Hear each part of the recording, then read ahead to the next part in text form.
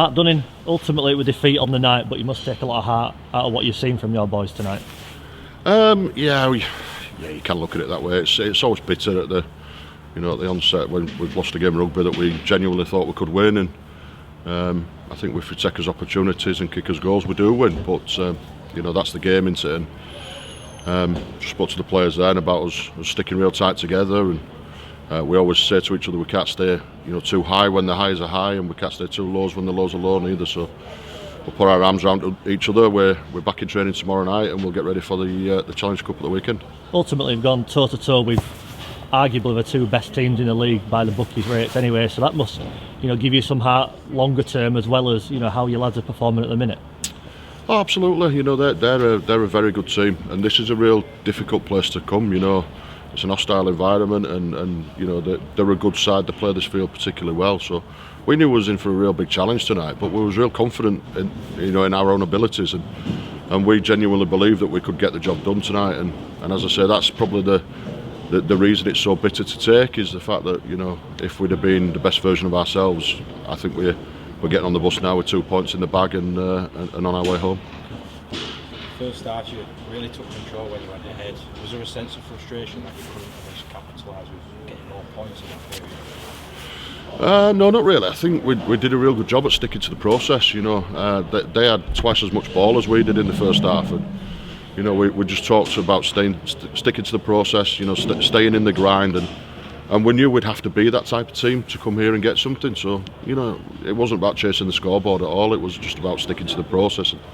As I say, I thought we did that quite well. Yeah, Roby seemed being marked. Couldn't really see. Was focusing on ball, but what actually happened there?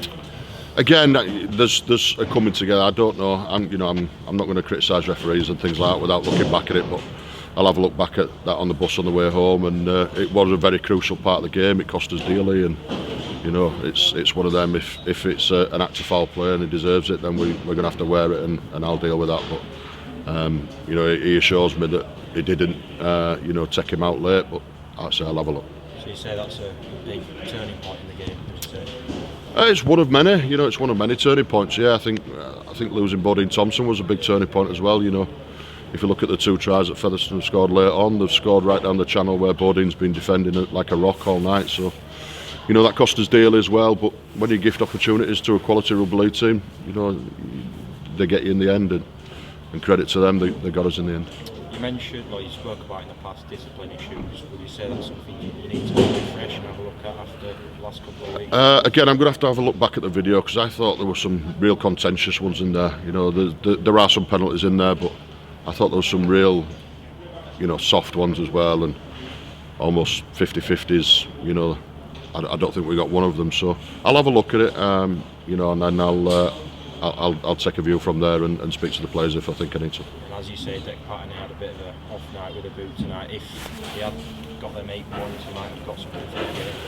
Yeah, listen, the game becomes different, doesn't it? At 20-all, I think Featherstone was nervous anyway, as the game wore on, and I think you could see that from them. And if the scoreboard's all locked up, it becomes a more nervous game. But it's not pointing wooden fingers at any individual.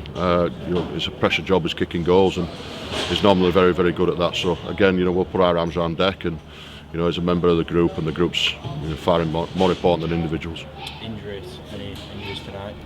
Yeah, so we've lost Bodine there. He failed his HIA, so Bodine will be out the weekend, and we've lost Michael Lawrence as well with what looks like an hamstring. We don't know how severe that is yet. So it's been a bit, pretty costly night there, losing 2 senior blokes. Yeah, Challenge Cup as well this weekend. What's the message this week in training from that? Oh, we've got to have a debrief, as we always do, and that's tomorrow's job. Really look at it. We're in tomorrow, and we can get round each other. We can, be there for each other. We can have a full debrief of the game as well, and where we think we've gone right and wrong.